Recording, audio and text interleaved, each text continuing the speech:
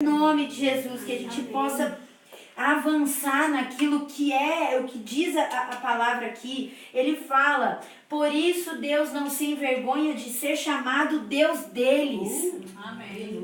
Tem uma parte em Lucas que fala que aqueles que perseveraram e que entrarem na Nova Jerusalém, Jesus irá servi-los. Amém. Glória a Deus. Eu preciso achar isso. Eu sou meio displicente com algumas coisas. Que eu leio, aquilo me impacta, mas aí passa. Eu preciso ser mais... Fala exatamente isso. E foi uma coisa até que eu li pro nosso amigo no Rio. E é incrível, porque eu fiquei assim, uau, como assim? Jesus vai nos servir, como assim? Esse lugar que Deus está preparando para nós seremos servidos por Jesus, isso deu um nó na minha mente. Eu nunca ouvi isso, gente, desculpa, eu nunca tinha lido, eu nunca tinha... Se alguém já ouviu isso, olha, eu não tinha ouvido isso, eu não tinha entendido, eu fui 10 vezes olhar e falei, é isso mesmo, como assim? Aqui, ó.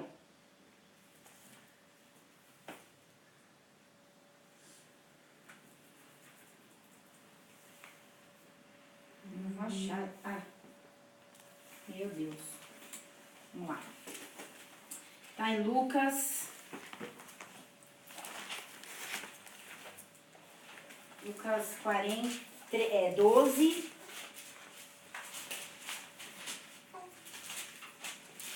Vamos no 42.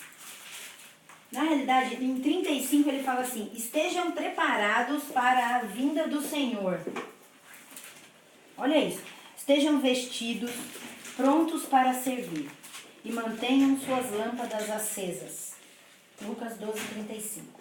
Como se esperassem o seu Senhor voltar do banquete de casamento. Então, poderão abrir-lhe a porta e deixá-lo entrar no momento em que ele chegar e bater. Os servos que estiverem prontos, aguardando o seu retorno, serão recompensados. Eu lhes digo a verdade, ele mesmo se vestirá como servo.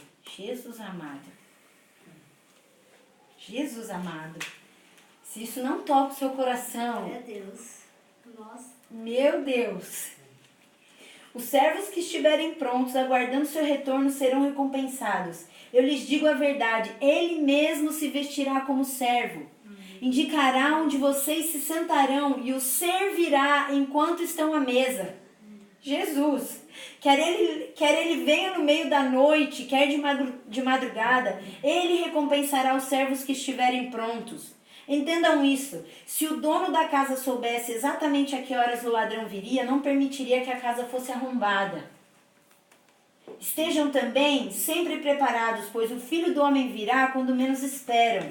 Então Pedro perguntou, Senhor, essa ilustração se aplica apenas a nós ou a todos? O Senhor respondeu, o servo fiel e sensato é aquele a quem o Senhor encarrega de chefiar os demais servos da casa e alimentá-los.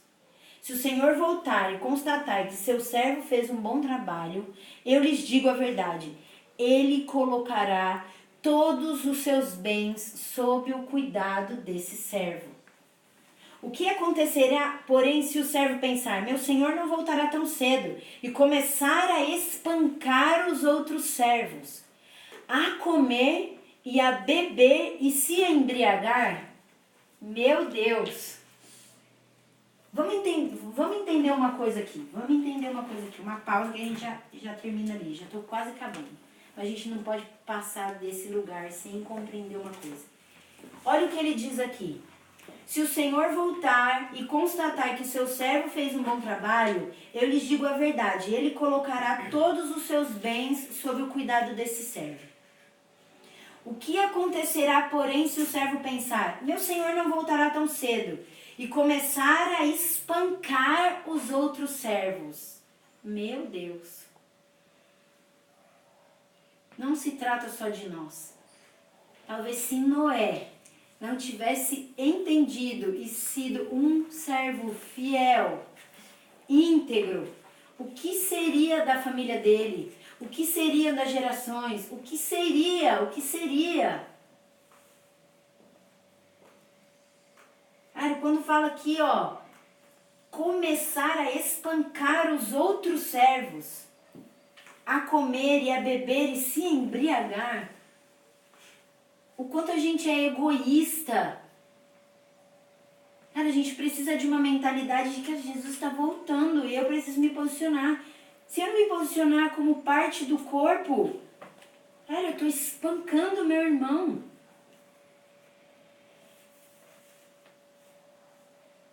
Jesus amado. O Senhor desse servo voltará em dia que não se espera e em hora que não se conhece. Cortará o servo ao meio e lhe dará o mesmo destino dos incrédulos. O servo que conhece a vontade do seu Senhor e não se prepara, nem segue as instruções dele, será duramente castigado. Mas aquele que não a conhece e faz algo errado, será castigado com menos severidade. Aqui todos conhecem a palavra. Amém? Amém. Mas aquele que não conhece e faz algo errado, será castigado com menos severidade. A quem muito foi dado, muito será pedido. E a quem muito foi confiado, ainda mais será exigido. É muito lindo ser ordenado, é muito lindo ser consagrado, é muito lindo honrar as pessoas, mas vem uma responsabilidade, vem um peso, que também não se trata de nós, a gente precisa ser íntegro, Jesus está nos direcionando e tudo mais. Mas a gente não pode ser negligente com isso. Porque senão desanda a arca. Imagine se um parafuso estivesse fora do lugar, se uma brechinha tivesse, a água tinha entrado para dentro da arca. E como é que eles iam fazer? Ia morrer todo mundo lá dentro, ou não tinha como. Porque cobriu tudo, eles não tinham saída. O único lugar seguro era dentro da arca. O nosso lugar seguro hoje é a nossa família. É a integridade em Cristo para que a gente possa juntos avançar sem que venha todo esse lixo. Mais pra frente aqui, ó, lá em Tiago, aliás, aí a gente vai em Tiago, em Hebreus, em 1 Pedro, se a gente for, são as instruções, são as medidas da arca.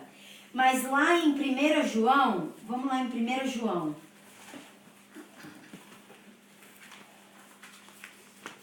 1 João 2,28. Ah, não, peraí. 1 João...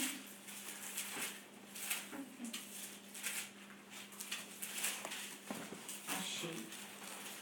Advertência sobre os anticristos. 1 João 2,18.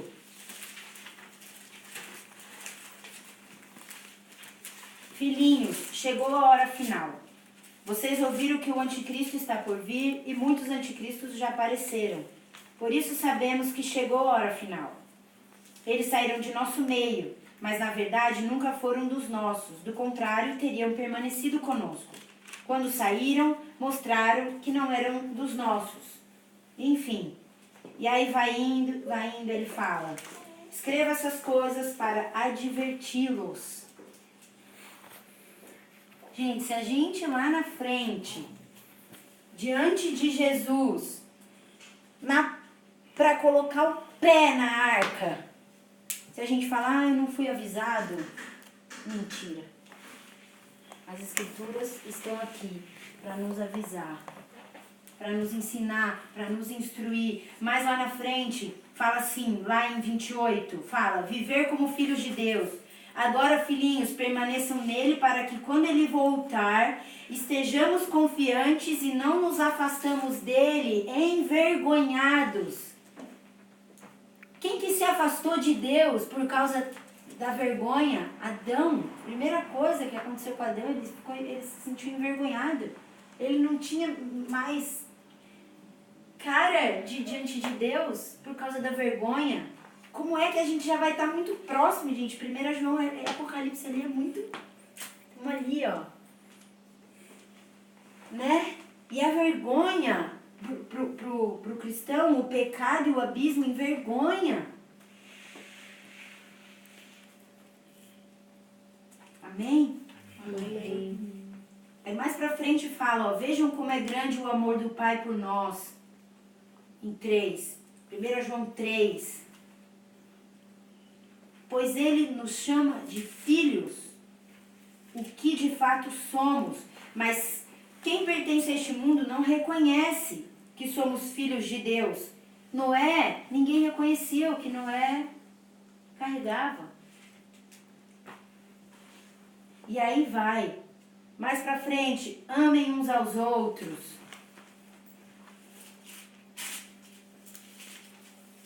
Fala sobre os falsos profetas. Como identificar os falsos profetas. Crer em Jesus, o Filho de Deus.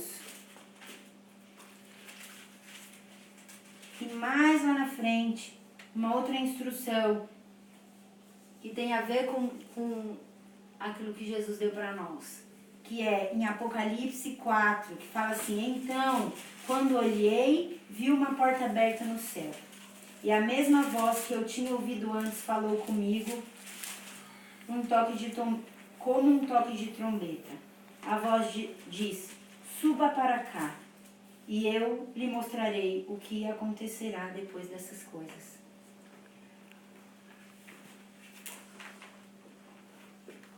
Existe um lugar que a gente precisa permanecer para que então a gente venha a ser íntegros. Porque a justiça de Deus, ela vai acontecer. Deus é justo. Que a gente possa, com todas essas instruções, com as medidas exatas, caminhando em família, trazendo, agregando as outras espécies, são diferentes, as gerações que são diferentes, que se vestem diferentes, que têm outras maneiras de pensar, mas que são guiados por um só, como a gente leu, são guiados por um, são um. É só um Espírito, é o mesmo Espírito que está sobre nós. Amém? Amém. Aí lá em Apocalipse 21, fala sobre a Nova Jerusalém.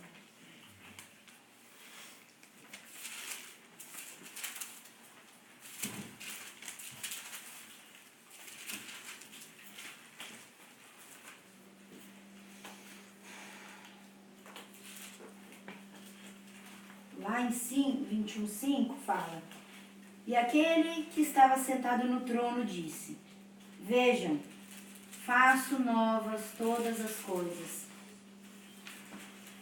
Porque se a gente for parar para pensar, o que acontece conosco nesse processo é justamente isso. É uma mudança de pensamento, é uma mudança de caráter. É mãos que eram sujas que se tornam mãos limpas, vestes sujas que se tornam vestes limpas. Jesus vem e transforma a nossa vida. E ele fala, vejam, faço novas todas as coisas.